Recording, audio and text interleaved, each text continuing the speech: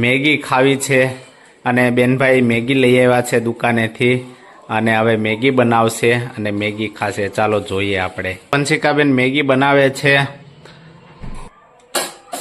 ગેસનો ચૂલો ચાલુ કર્યો, એના ઉપર ટોપડી મૂકી, એની અંદર પાણી નાખ્યું, ચૂલા ઉપર પાણી ઉકળવા માટે મૂક્યું છે.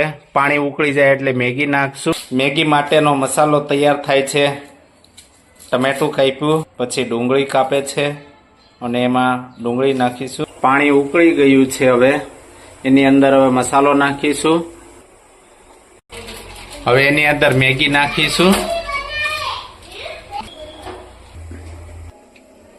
ગરમ પાણીમાં મેગી ઉકળી ગઈ છે. હવે એની અંદર આપણે એડ કરીશું મસાલો.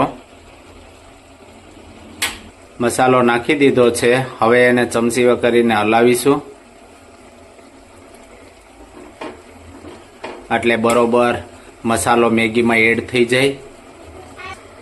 મેગીની અંદર મસાલો બરોબરનો એડ થઈ ગયો છે.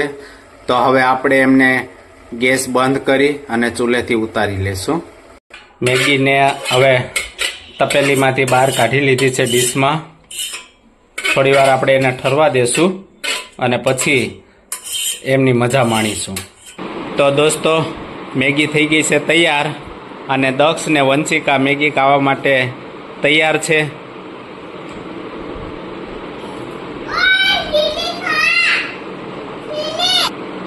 કેવી છે દક્ષ મેગી? કેવી છે વંશિકા? મેગી કેવી છે દક્ષ? મેગી કોણે બનાવી છે? કોણે બનાવી છે? દીદીએ બનાવી છે. સરસ.